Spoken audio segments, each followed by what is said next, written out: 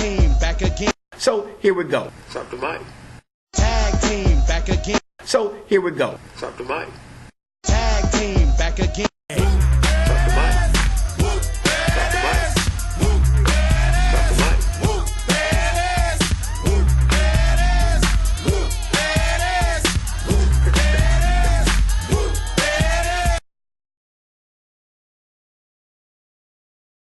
Hey, what's going on? This is PKJ Pastor Patrick Jones coming to you today. It is Tuesday, baby. So you know what today is. It's Tag Team Tuesday.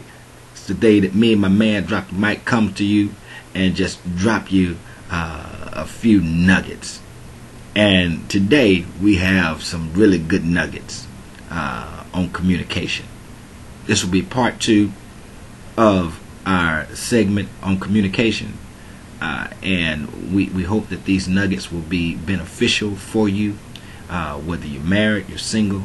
I believe that there's something that Drop the Mic has that will benefit you on today, because even in listening to it and doing the production, some things have benefited me. So here we go. DK, pick up the mic.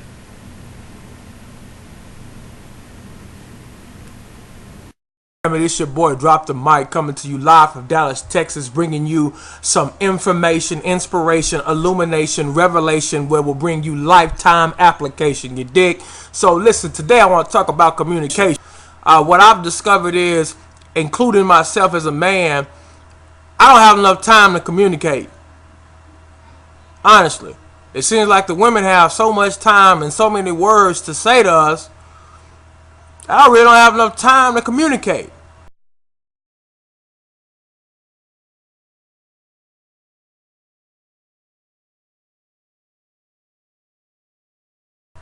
So as a man, I discovered this issue within my life. And I discovered that I wasn't communicating because I didn't know how to properly articulate the thoughts that were within my head. Therefore, what happens is the person cannot understand how I feel. Then you have another separate issue. The definition of communication is simply read by Webster. They said it's the imparting or exchanging of information or news.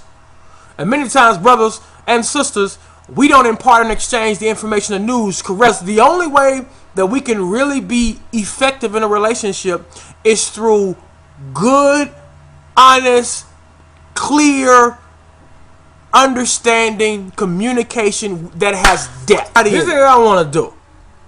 I want to give you some information that will help you communicate clearly with the person that you're in a relationship with. And also, I got some good information for marriage folks too, especially those who are just starting out. I think we should take the rule, subtraction, and addition approach to communication. We need to speak what adds to one's life and leave out what subtracts from it. Because oftentimes the subtraction can destroy the conversation and dilute the message by which you're trying to portray. Doesn't add up. But the real addition will add to their life, even if it hurts. Be intentional. Be very intentional. Be very on purpose with what you're trying to communicate, so that a person can understand you with depth and clarity. I think that's so key, because if I want you in my life, I need to be intentional about letting you know I want you in my life. Otherwise, you're just cool. I'm not trying to pressure you, just can't stop thinking about you. You ain't even gotta be my girlfriend. I just wanna know your name, and maybe sometime we can hook up, hang out, and just chill. Alright, next thing. Be creative.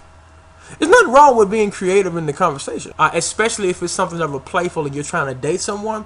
Be creative. Change the game up. Nobody wants the monotony. Change it up a little. Disguise your voice. And now, in the negative sense, you can't be creative. You have to be straightforward with a straight line.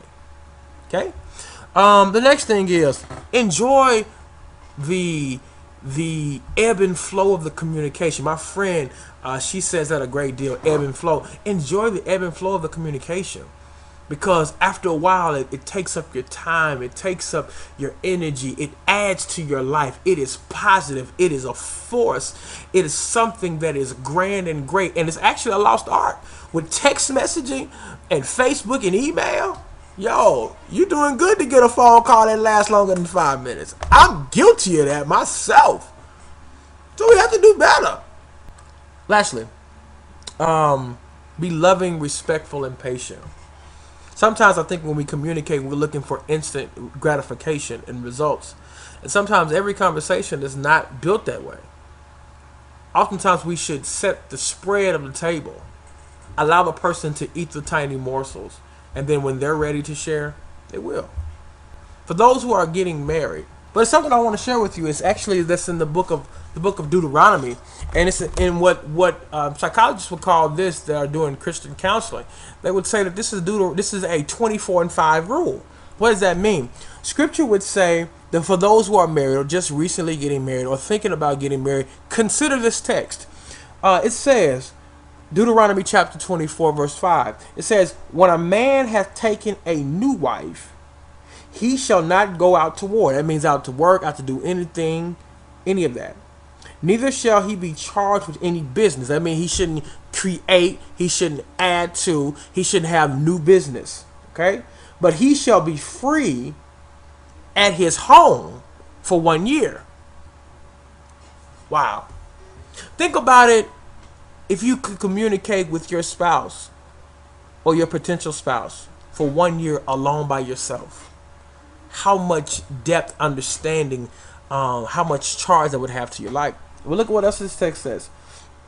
It says, he shall be free at home 1 year, and he shall cheer up his wife, which he had taken. So that means that he should be a builder of his wife, a builder of his home.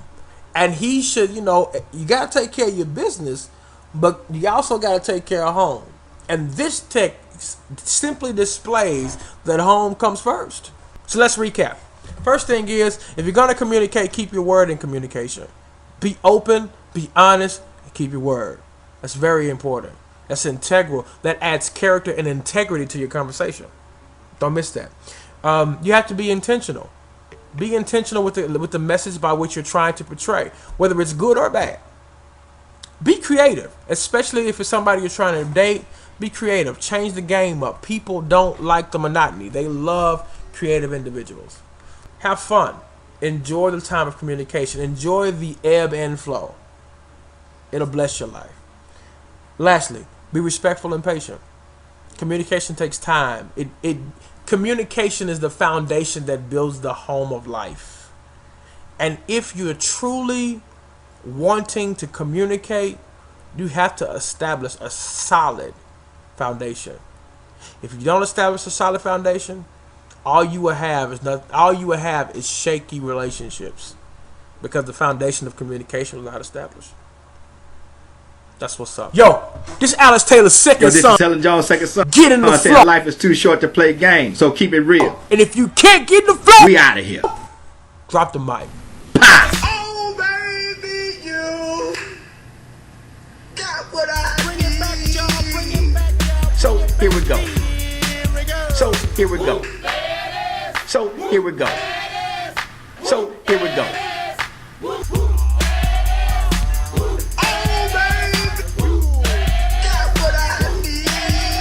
Two fingers to the north. Says, and all you're getting, get you some understanding. Pow!